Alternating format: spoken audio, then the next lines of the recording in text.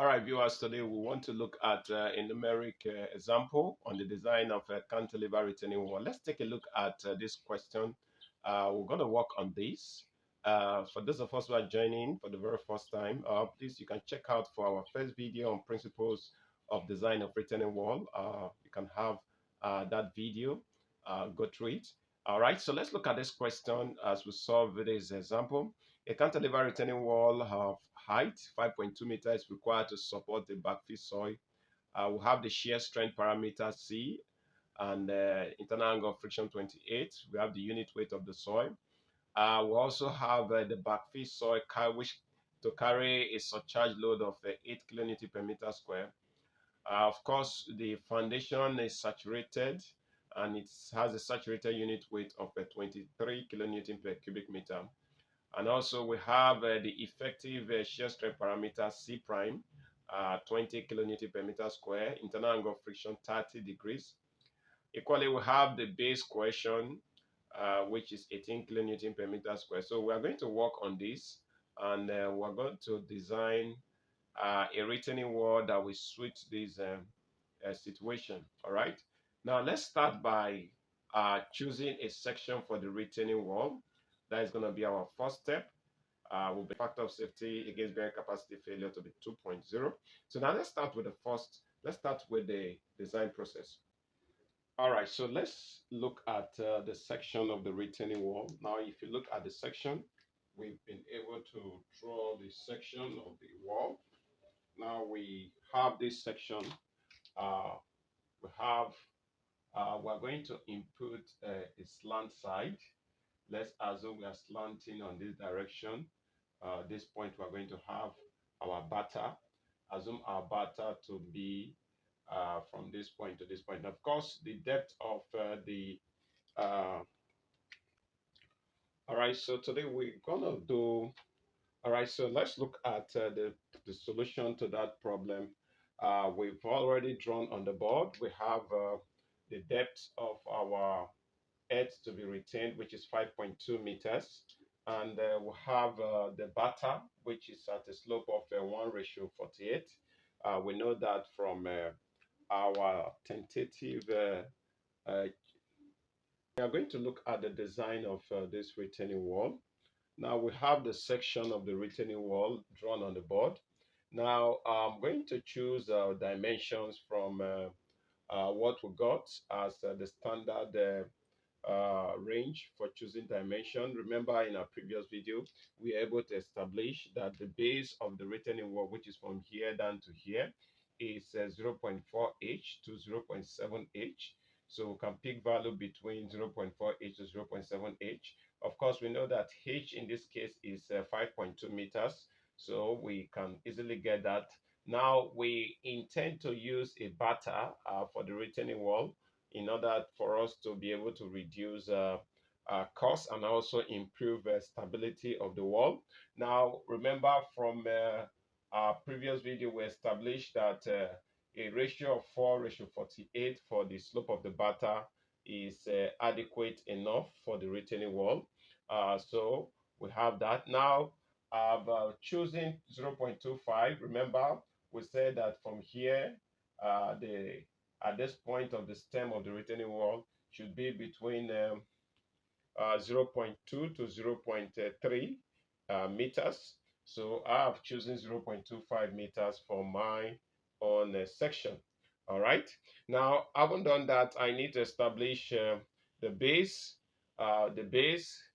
From the formula, since we have the depth to be 5.2 at this point, so we are saying that our base B becomes 0.4h, 5.2, 0.7, 5.2. So we have that our B is between the range of 2.08 meter to 3.64 meters. Okay, so we have to choose a value for our B. Now, say choose value of B to be 2.5 meters. So we are choosing 2.5 meter as the B of which is the base width of the footing. Okay. Now we also know for us to obtain this point of our slope, we already have our ratio, the ratio of the vertical to the horizontal, which I call A prime. All right. So we have it to be 1:48. So that is what we are told to choose from. So if that is the case, if we go by that, we can get that ratio A ratio 4.78, which is from here down to here. Since from here to here, we've no need to be 5.2. But before you establish this, you need to obtain your desired depth of your footing. Okay. Now, also we know that D, which is depth of footing, is equals to H over 12, and is between the range of H over 12 to 0.1 H. So if we work that out, we'll see that our D is between the range of 5.2 over 12 to 0.18, which is 0.1 times 5.2. So we said our D is between 0.43 to 0.52. Okay. So in this case, I want to choose my D. I choose my D to be 0.42 meters. Okay. So that is my choosing D. So once I've been able to get my D, I can go back to obtain our slope.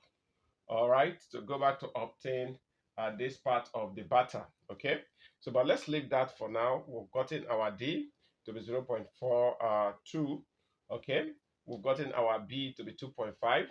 Now let's look for our B prime. Our B prime is a projection of the toe, which is from this point here down to this point here, is a projection of the toe. I call it B prime.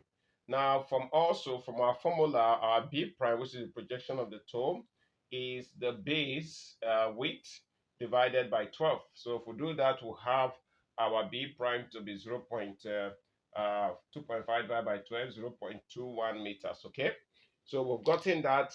The next we would like to obtain is our A prime, which is from this point down to where our slanted length is. Okay.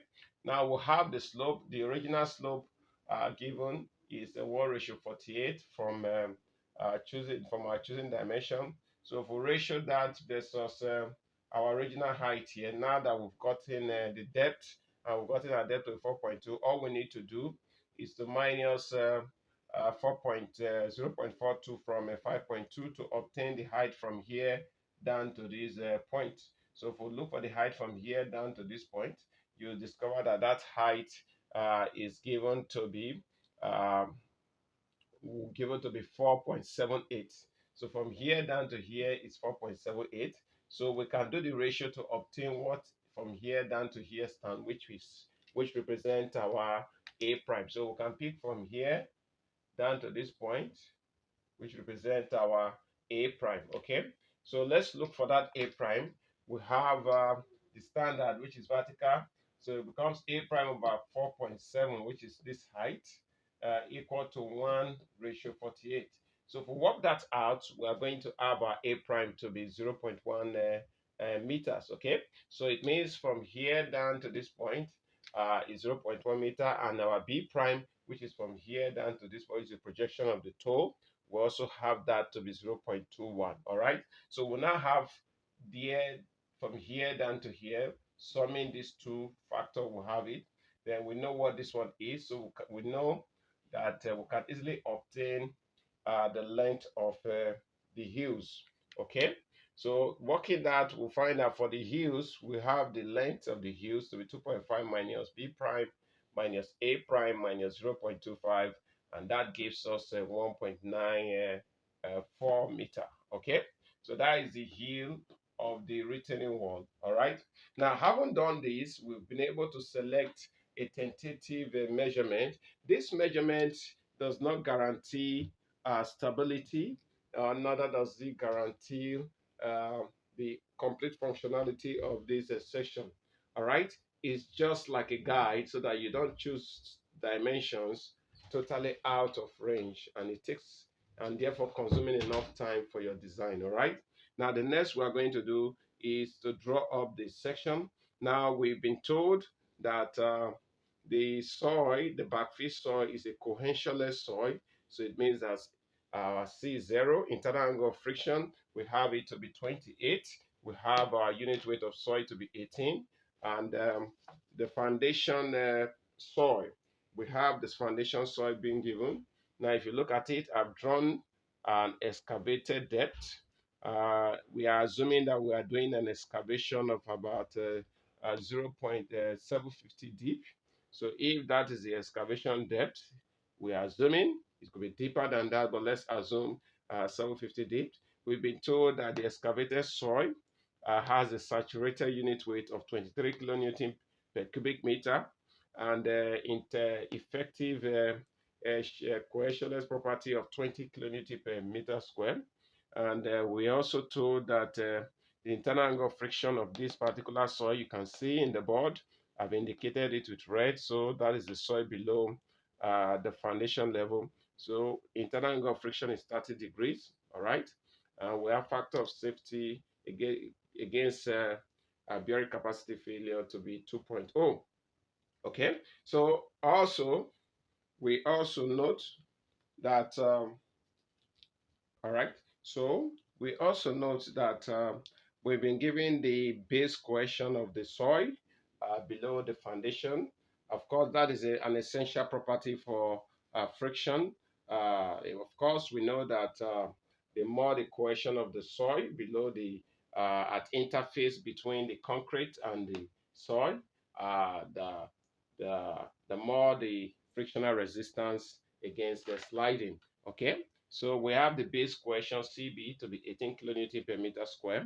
We also have the internal, the coefficient of frictional force mu to be 0.45, and we can look for our coefficient of active pressure Ka. Of course, we can get that.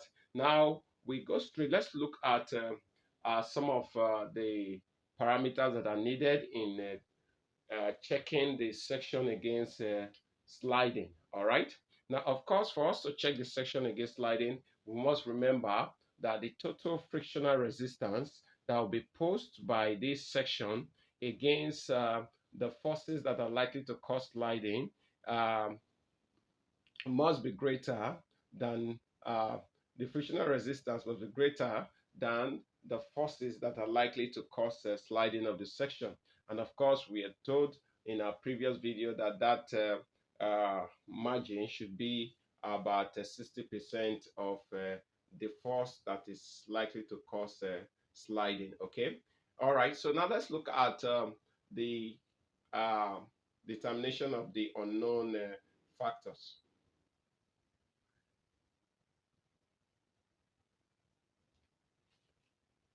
All right, so we're going to look at the factor of safety against sliding. Of course, we know that the algebraic sum of the forces resisting friction uh, should be greater than the forces that are causing a sliding of the structure. So if we have that, we know that the algebraic sum of all the forces that are likely to resist frictional force, frictional resistive force, we are talking about the force due to the cohesion of the soil at the base soil, the cohesion of the base soil. We're talking about the passive pressure at the passive zone of the retaining wall. We're equally talking about the resultant vertical forces that are acting on the retaining wall, as well as the gravity load of the retaining wall itself. All right. So these are the forces that are there to resist the sliding of the structure. Of course, we know that the primary force that is likely to cause sliding of the structure is the pressure at the active zone. Those are the forces that are likely to cause the sliding. So we say that the algebraic sum of the sliding force is equal to the, uh, the active thrust on the active zone of the retaining wall. So we said that the RV, which is the resultant vertical forces, is equal to the total resultant vertical load on the retaining structure. All right, and PA represent the total horizontal load on the structure. So remember that we've chosen a section for ourselves. We say that let the base of the footing be 2.5 meters. The coefficient of friction, the base coefficient cohesion is the base cohesion is 18 kilonewton per meter square, and we have the uh, coefficient of frictional force, which is mu, to be 0.45 as the coefficient. All right. Now, if we draw the pressure diagram, we know our surcharge load QS. We know it to be 8 kilonewton per meter square. Now, we've chosen our section like we've done earlier on. We can look for the coefficient of active pressure, our Ka. We know our pressure is 28 degrees internal angle of friction, so we'll have that to be 0.5736 as the coefficient of active frictional force. As well, we equally have the coefficient of passive frictional force, which is the inverse of our Ka. All right, so now let's look at the pressure variation for this retaining wall. We are considering a cohesionless backfill starting from this point down to the base. Of course, we know we excavated a depth of 0.75, but we are assuming that the entire point, the entire active zone is occupied by this force. These are soil, which is a cohesionless soil. Okay, so we are going to take a boundary condition. That boundary condition, we're going to take it between, let's call here, we have here to be 5.2. All right, between 5.2, between 0 to 5.2, which is the overall height of this retaining wall. So we said that the stress, the pressure that is going to be active, which is a function of our Z, we know that the general formula for pressure in active zone of a retaining structure wall is YZ Ka plus Qx, where Qs is surcharge load times the coefficient of active pressure, and we have a minus 2c root Ka. Okay, of course, we know that C at this point is 0, so of course, the whole of this entity is going to go off, leaving this expression, these two expressions.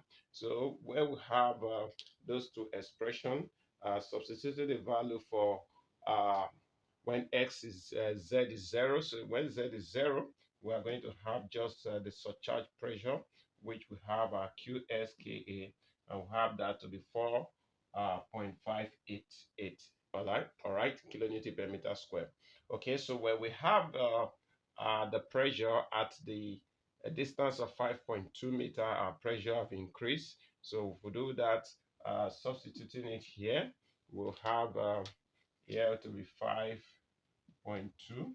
So if we plug it in, we're going to have 58.27 kilonewton per meter square. So it means at this point we have 4.58. At this point we have 58.27 kilonewton per meter square. All right. So these are the two pressures at the active zone of the retaining wall. Now we're going to assume the depth of the foundation to be 750, like we've done before. And now we are going to look at the passive zone. Of course, that particular earth pressure will be induced at the passive zone. Now we have been told that the soil is the foundation soil has a value for cohesion to be 20 kilonewton per meter square, and it has a saturated unit weight of the soil to be 23 kilonewton per cubic meter. So let's assume the whole of this place now is comprises of that particular soil, and as well as beneath the footing we have that soil. So if that is the case, we can calculate the pressure at the passive zone using that expression for passive zone pressure. Of course, the general formula for calculating the passive zone of the pressure, we say let's assume that there's no surcharge on this area. Most likely there might be surcharge, but in some cases depends on what is happening on this area of the retaining wall compared to the active zone. So you can say, but in this case, let's assume we don't have any kind of surcharge load at this point. Okay, so if we assume that, we can get the general formula for the passive pressure at this zone. We know that in generally the expression for the passive pressure of the retaining wall, we have a gamma P. Here we have the effective unit weight of the soil because it's saturated. So if we do that, minusing the saturated unit weight of 23 kilonewton minus unit weight of water, which is 9.8, we're going to have this thing to be 13.2 as our saturated unit weight. Of course, when we plug in the general formula is effective unit weight Z1 Kp plus 2C root Kp plus Qs Kp. Of course, we know that Qs represent our surcharge load, but at this point, we are assuming that there's no surcharge, so the whole of this entity becomes zero. So we are having a soil that have a cohesion of 20 kilonewton per meter square. So we're going to plug that in. So if we do that, we've looked for our Kp. Our Kp for an internal angle of friction of 30 is 1. So we don't need to, we just plug in 1 into it. So if we put 1 into it, we have here to be y gamma effective Z1 times 1. So let's have it, we have 13.2 Z1 plus 2 times 20 times Z1. All right, so everything gives us 13.2 Z1 plus 40. Okay, 13.2 Z1. Okay, so we have 13.2 Z1 plus 40. So in summary, we can substitute the value for when X is 0, when Z is 0, and when Z is 0.75. Okay, so in doing that, we can have that value. So if we do that carefully, we'll have when our Z is 0, we'll have the pressure to be 40 kilonewton per meter square, substituting it into the expression. And when our Z is 0.755, we'll have it to be 49.9 kilonewton per meter square. So these are the pressure at the passive zone of the retaining wall. Okay, so having gotten this pressure, the next we are going to do is to carry out a static analysis of this wall to investigate the ability of the wall to resist sliding, as well as the ability of the wall to resist overturning. Of course, remember that this is a strip footing, so we're also going to check the bearing capacity, whether the structure is able to resist the bearing, be able to sustain. We're going to check the structure against bearing capacity failure, and we're going to do that using the parameters given. All right, so now quickly let's draw the structure again, and let's carry out a statical analysis of this section to look for our factor of safety against sliding. Of course, we know that like we said in our previous video, that for us to check that if the algebraic sum of the total resistive frictional forces must be greater than the force causing sliding, okay? And that margin should be about 60% of the force causing sliding should be greater. Okay, so let's carry out the static analysis for the sliding, and let's investigate the structure for sliding. All right, we have here to be 0.1. All right, here is 1.94. Okay, here we have here to be 2.5 meters. All right, here we have here to be 0.42. Okay, of course, remember that we have a pressure on this zone. We have an active pressure on this zone. All right, we know what this pressure is. Now let's, before we go into writing the active pressure, let's label it. All right, so we're going to look at some of the forces that are acting on this retaining wall. We have W1, we have W2, we have W3. Now let's look at all the vertical forces that are acting. Now we have the batter, which is this slant side representing the batter. Then we said that from the heel, from the stem, from here down to here, which represent the batter, is 0.1. We have it as 0.1.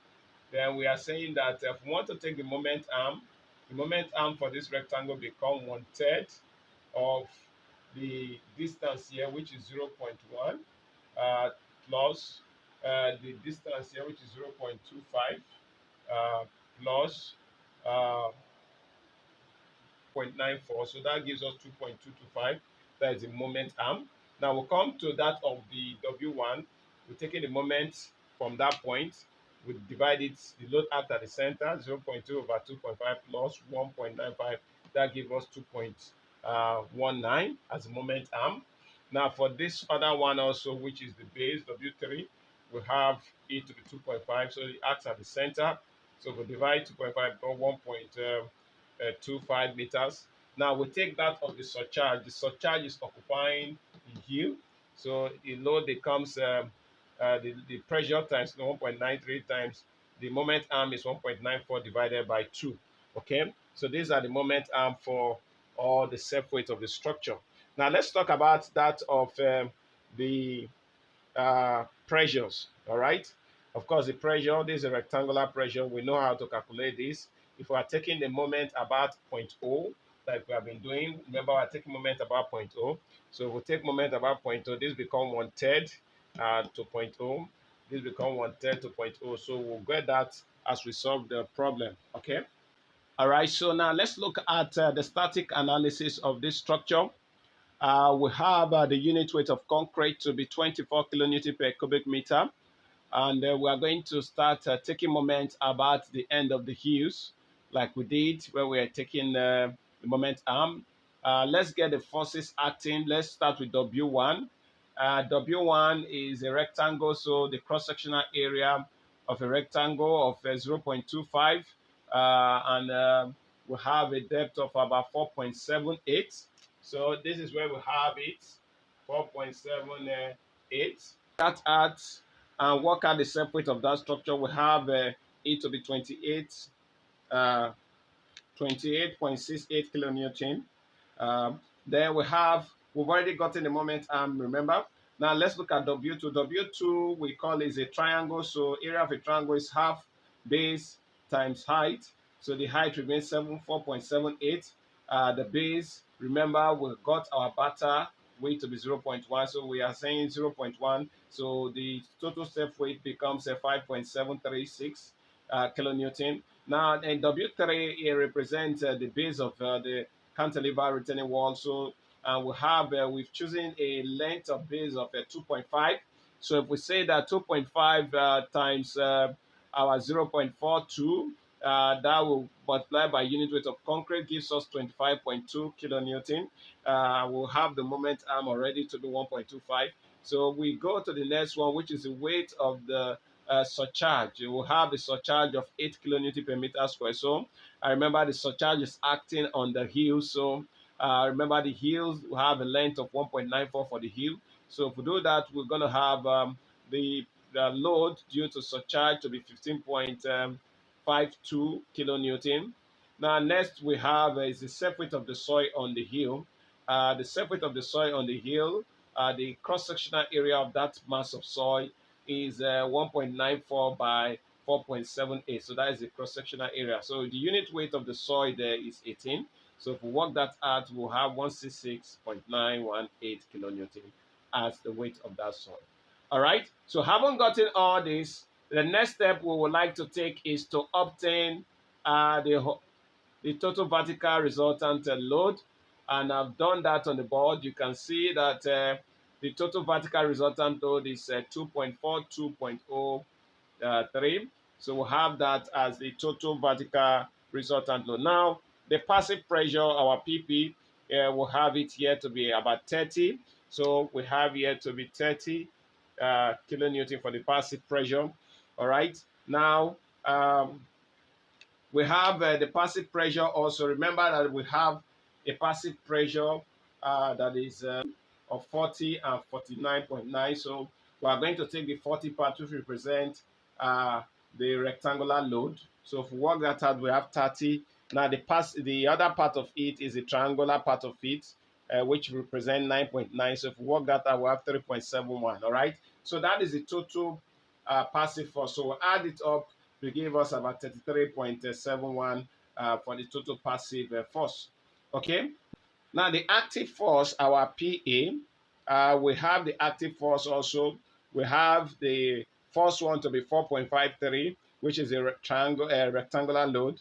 And if we do that 4.583 times, the height of that pressure gives us 5.2. Remember, we assume that the soil is acting all over from the top to the bottom of the wall. So we have 23.83 kilonewton. Now, the other part of that same pressure, we call it PA2, and that is a triangular part. So if we work that out, we have 50, we have all right, so let's talk about that of PA. So we have PA to be this. We'll have a PA2, which is half times base. Now, The pressure is now 53.67. So if we work that out, we're going to have the moment to be 241. Now we say now the total force resisting sliding, which is sigma FR, is equals to CB plus sigma PP plus coefficient of frictional force multiplied by the total resultant vertical forces. All right. So we can work that out first of all. Why we say the force that is likely to cause sliding is the force due to active active earth pressure on this right hand side. Okay. So we are saying that the total algebraic sum of the total resultant force, the total frictional force resisting sliding, is the force due to uh, the force due to the cohesion, which is CB, the force due to the base cohesion, plus the force due to the passive pressure, which is this. We have one to be 30 here, and we'll have plus 3.7, which is this, plus the coefficient of frictional force multiplied by the algebraic sum of the resultant vertical force, which we have it to be 242.05. So if we work that out, we're going to have 187.63 kilonewtons as the load, the resisting frictional force. All right. So now the force that is causing sliding Fs, we say the total force sigma Fs is equal to the active force due to active soil pressure Pa. So if we work that out, we have 175.33 kilonewtons. Okay. So for stability requirement, remember what we said, that the algebraic sum of all the force resisting friction divided by the force causing friction should be greater or equal to 1.6. So when we do that now, we are going to discover that the forces there are not up to 1.6. So it means we have an issue to contend with, okay? So now how do we go about that? How do we go about that problem? What we just need to do is to resize the section, okay? But now let's look for what amount of force we need for us to satisfy this requirement, namely where that our passive pressure remains the same, constant. So what is changing is our our our active pressure. Our active pressure remains constant. So what is going to be changing is the total force resisting friction, and a large percentage of that force we have it in our unit weight of soil, which is at the side of the hill. So we are going to find out at least what kind amount of force are we going to be expecting, and if we work that out, we are going to be looking at a force of up to about 300 kilonewtons. So we have to increase this. For us to increase this, we need to increase the section. Okay. So now let's go back to our board and let's see how we can increase the section. All right. In a similar fashion like we did in our first analysis, we do the same thing now, but this time around we've changed the section. I've increased the hill to be 3.35, the width of the thickness of the wall to be 0.3, the two projections to be 0.8, and here remains 0.1. I've also increased the base of the width to be 4.5. All right. So with this now, let's investigate this section for sliding. All right. So the moment arm of each of the section, we can see the new moment arm. I've explained how we got them. You can see that of 1, section 2 is this, section 3 is this, and that is that for the sections. All right. So quickly, let's move over to the forces. Quickly, let's look at the self weight of each of those sections. All right, so let's look at the self weight of each of these sections. Section 1, we can see that the self weight is 34.41 kilonewton. Section 2, we see that. Section 3, we've seen the weight. Section 4, we've seen the weight. Section 5, which is that of the soil. Self weight of the soil is 288, which comprises of a large portion of the total resultant vertical force. Okay. Now we've equally looked at the moment arm for each of them. Now when we work that out and multiply by the moment, the force by the moment, we'll have the resultant vertical, the moment on this side to be 770, okay? While the total resultant vertical force is 400.53 kilonewtons, all right? So what we're gonna do now is to substitute that value into our condition for sliding, where we have the total resistive frictional force to be the values as stated in the formula. All right, so let's look at it from this angle. Now you can see the total resistive frictional force, the expression for it. Now all we need to do is to substitute these two values. These are the two values that have changed. So substituting them, we are going to have 294.94 kilonewtons. Okay, so having gotten that force, we can check for the factor of safety against sliding, dividing it by our already existing passive pressure force. And if we do that, we're going to have the factor of safety against sliding to be 1.68, which is quite greater than a 1.6. And this shows that the section is good for sliding. Of course, the section will slide as it stands now. All right. So the next thing we are going to go into is to check for overturning moment, to ensure that the structure doesn't undergo overturning moment. Quickly, we know this algebraic sum of the moment causing turning and the moment resisting turning. The algebraic sum, the ratio, we are told should be greater than. All right, I haven't checked for the sliding. We are going to look at that of the base reactive pressure. Of course, we know the total moment, the total eccentricity. The eccentricity is the summation of the moment divided by the resultant vertical force. All right. So if we have the summation of the total moment, which is the total moment due to vertical force divided by the vertical force, it will give us the eccentricity of the load, okay? So we have the resultant vertical force, RV, acting at an eccentricity. Of course, we know that RV, the reactive force will also be RV on the opposite direction. So let's assume this is the base of our footing, call here K, here has been labeled O from the beginning.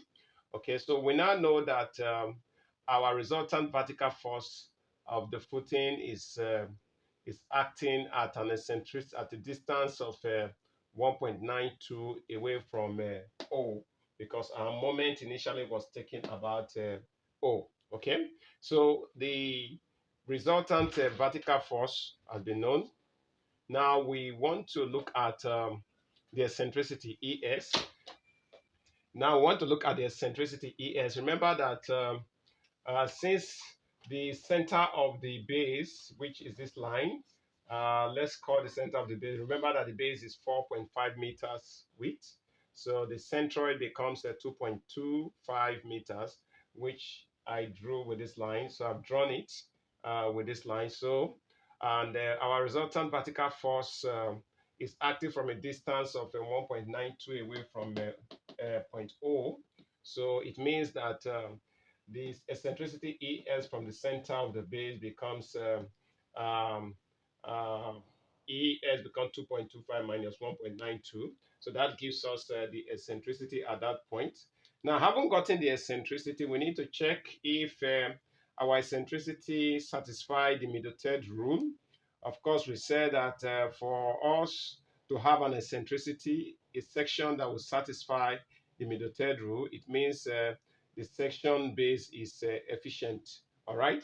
And of course, that rule says that the eccentricity, the maximum eccentricity must not exceed the maximum eccentricity. The eccentricity must not exceed the maximum eccentricity, which is B over 6. Of course, B over 6 gives us 0.75 meters, okay, as our maximum eccentricity. So we discover that our eccentricity we got from this problem is 0.33. So it didn't exceed the maximum. So we have our base, which we choose, is sufficient enough and is efficient.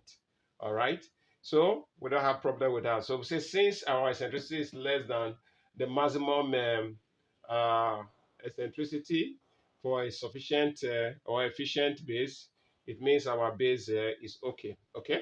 So now let's go to obtaining the pressures acting on the base. Of course, from the diagram, you see that the resultant vertical force in opposite direction is going to be acting this way, meaning more pressure will be on this side as it pushes the base towards this direction. There's going to be more pressure on this edge of the footing. Okay, so the maximum footing stroke minimum footing, you know the formula, algebraic sum of resultant vertical load over B. And remember, we're taking 1 meter strip for the length of the retaining wall. So this becomes B. So Q maximum becomes, we do this, when we work this out, we have 128.17 kilonewton per meter square. Now the Q minimum becomes 49.84 kilonewton per meter square. So this is a pressure diagram for the base. So for this pressure diagram, we can design the base, we can design the heel, we can as well design the toe. Okay, so now we are through with the base pressures. Of course, we can go ahead. You can see that even the base pressure is the pressure satisfy the limit. All right. So with this, we can check the bearing capacity using this 128.17 and compare it with the bearing capacity of the soil to know if the soil is capable of sustaining the load due to this retaining wall. Okay. Now, the next we want to look at is the factor of safety against overturning moment. Now, for overturning moment, we must understand that the factor of safety against overturning moment is the moment resisting bending or overturning, and over divided by the moment that is causing overturning. Now, the moment that is causing overturning is moment due to lateral pressures. Now, the lateral pressures include the passive pressure and the active pressure. In our own case, we have the two pressures, the passive pressure on the right-hand side this way, and on this side, we have a small amount of, we have the active pressure on this side, and we have a small amount of passive pressure on this side. So the algebraic sum of the moment produced by these two about the point, about point K or whatever point, or about the center, it gives us the net force that is going to be causing overturning. Okay.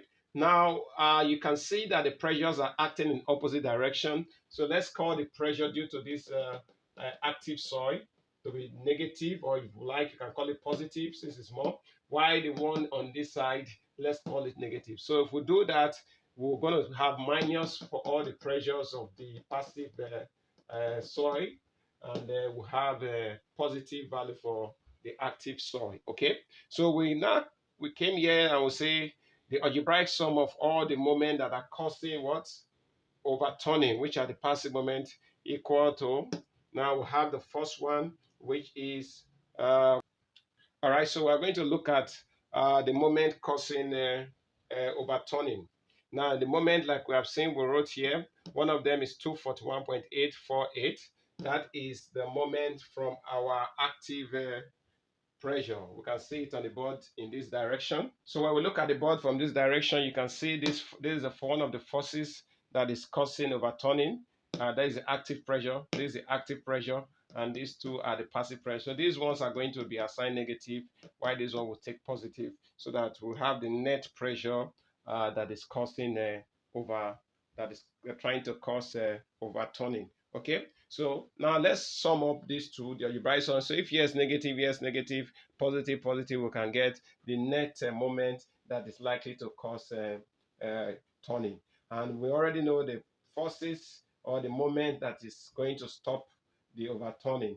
The moment that are going to stop the overturning is also moment due to the self weight of the structure acting in the opposite direction of the one that is causing what? Overturning. All right. So if we look at it now, you can see that this little diagram of the section, I've discretized the section. Now you can see that all the forces here, when we try to obtain our centroid, we took our moment about our right hand side, which is our heel. We call it O here. All right. The SS is for us to obtain the eccentricity. Okay. Now you can decide to take your moment about K, this other direction. You will still have your eccentricity to be 1.92 from O. whichever direction you take it from. Okay, but now when we want to take the moment that is going to resist overturning, we need to take a moment in the opposite direction to the one that is causing overturning. So if we want to do that, the ones that are causing overturning, these are point loads due to self-weight. We have how many of them? We have about 1, 2, 3, 4, 5, about 5 of them, which are acting in, they are going to be acting in this direction. So that's why I put these arrows indicating that they are going to be having movement about K. So they are going to move in an anti-clockwise movement about K. Okay. So since they are moving in anti-clockwise movement about K, they will counter this moment due to lateral force. Remember, I've already taken the net, this one minus the passive one. I've gotten the net value. So these forces are going to counter this one, so to keep the structure in a stable situation. Okay, so I've drawn the section. The first one is the stem, which 0.3. So if you take moment from here to here, becomes 0.3 divided by 2 plus 0.9. That will give you what? It will give you the moment arm. Same thing with the base. The base is 4.5. If you take a moment to this point K, you have that base to be 2.25. The same thing with the slant side, which is 0.1. If we take moment due to the from the centroid down to K, you will have that moment. Same also with the surcharge load. You can see the surcharge occupied 3.35. From that point to here is 1.2. So if you do that, you take a moment about K here, you have the moment also. So now we are going to take the moment. Also, we'll take the moment due to the self weight of soil. That one, you also take it to this direction, K also. So if you do that carefully, you are going to have it as this on the board. All right, so when we do that, we're going to have the moment as this, 241.8 plus we have 61, which is the moment for the passive force. These two represent the active forces, while these ones are the passive force. So if you do that, you are going to have 291.598. Okay. So now the factor of safety against overturning is the summation of the moment resisting overturning divided by the moment causing overturning. So if we do that, we're going to have 3.59, which is far greater than 1.6, which we have taken as our minimum factor of safety. And that makes this structure to be very stable in terms of overturning. Okay, so once we are able to do this, we can be sure that our choosing section for this retaining wall is very, very well stable. Okay, now the last stage in this design is to design the stem and design the toe and the heels. You can check back on our previous video where we treated how to design to get your shear force expression and bending moment expression, and that will guide you. You just design the stem and the toe as the stem, the toe, and the heel as cantilevers. Okay, so you design them as cantilever slabs. All right, whatever code you are using, follow it appropriately, and you have it very, very easy. And you are done with the problem, obtain your reinforcement, and you are good to go. All right. So thank you very much for watching. If you find this video very helpful and interesting, do wait to subscribe to this channel and share the links. I'll see you in the next class. Have a wonderful day. I remain your host, Engineer Baga. Stay well.